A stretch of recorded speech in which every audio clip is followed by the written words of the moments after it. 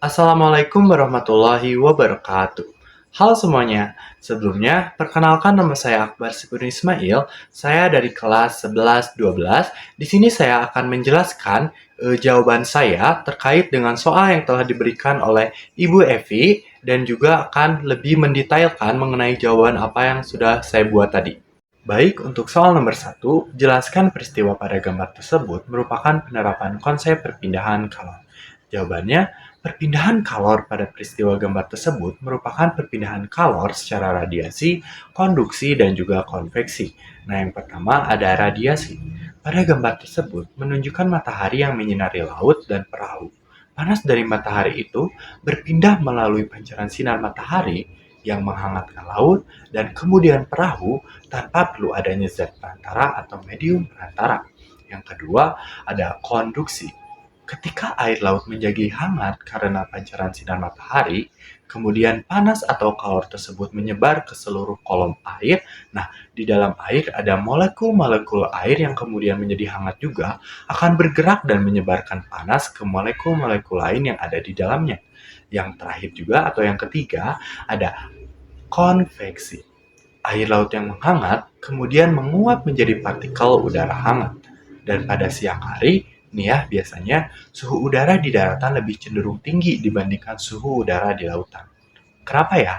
Hal ini karena daya serap daratan terhadap pancaran sinar matahari lebih tinggi dibandingkan di laut. Nah, makanya udara di atas daratan akan naik dan udara sejuk di lautan akan bergerak turun dan kemudian menuju ke daratan. Nah, untuk nomor 2, deskripsikan bagaimanakah dapat menerangkan perbedaan nada ini. Nada tersebut yaitu nada yang berbunyi dari senar gitar. Jawabannya, bunyi dengan sifat gelombang yang berbeda ini disebabkan oleh karakteristik dakwai atau senar yang berbeda-beda. Nah, faktor-faktor tersebut meliputi yang pertama ada panjang senar. Jika semakin pendek senar gitar, maka semakin tinggi pula nada senar gitar yang dihasilkan. Nah, sebaliknya, jika semakin panjang senar gitar, kemudian semakin rendah juga nada yang dihasilkan. Yang kedua, ada tegangan senar. Semakin besar tegangan senar gitar, maka semakin tinggi nada yang dihasilkan. Dan sebaliknya, semakin rendah tegangan senar gitar, maka semakin rendah pula nada yang dihasilkan.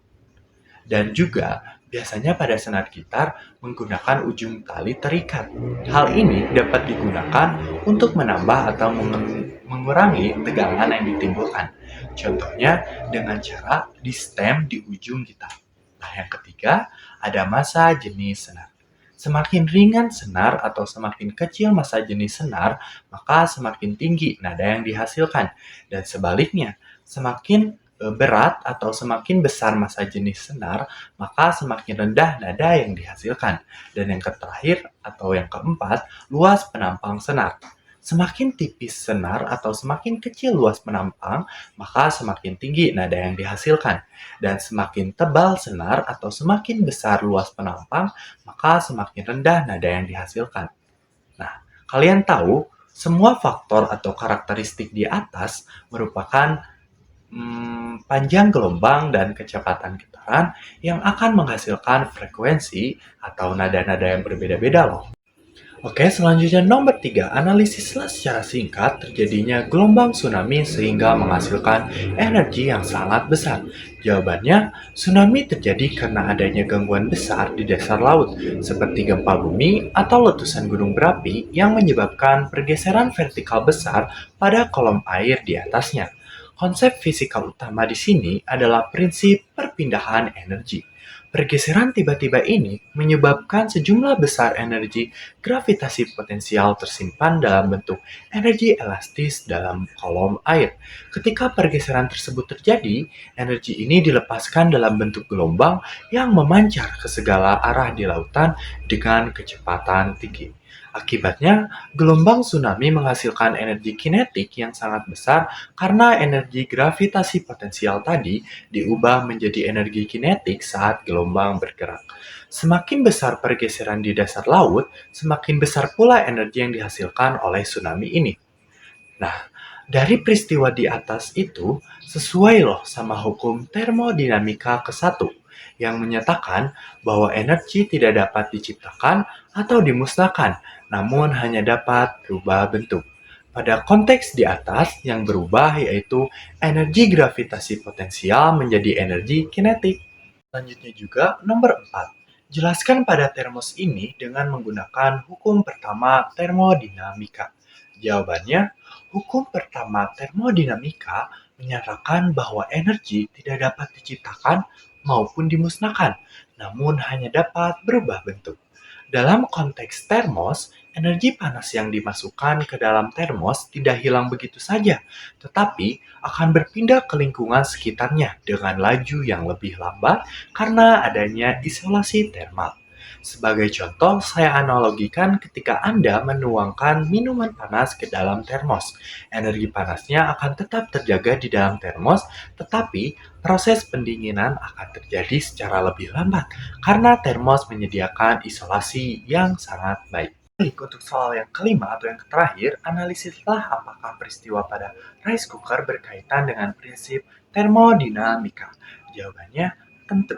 Peristiwa yang terjadi pada rice cooker dapat dianalisis dengan prinsip termodinamika, di mana energi listrik diubah menjadi energi panas untuk memasak nasi. Saat listrik mengalir melalui elemen pemanas rice cooker, energi listrik tersebut diubah menjadi energi panas sesuai dengan hukum kekekalan massa atau hukum termodinamika yang pertama. Kemudian, panas tersebut ditransfer ke dalam panci untuk memasak nasi, mengikuti prinsip perpindahan panas atau hukum termodinamika yang kedua. Prinsip-prinsip termodinamika ini memastikan bahwa energi dipertahankan dan digunakan secara efisien dalam proses memasak nasi. Nah, itu dia yang dapat saya sampaikan mengenai isi jawaban yang telah saya buat. Dan jika ada kesalahan saya dalam bertutur kata, saya mohon maaf. Dan atas perhatian kalian semua, saya ucapkan terima kasih. Khususnya kepada Ibu Evi selaku guru fisika, saya ucapkan terima kasih banyak. Dan saya memiliki satu quotes untuk kalian semua, yaitu pendidikan adalah senjata paling ampuh untuk mengubah dunia. Oleh karena itu, semangatlah dalam mencari ilmu agar kita dapat mengubah dunia sesuai dengan keinginan yang kita dambakan. Dan wassalamualaikum warahmatullahi wabarakatuh.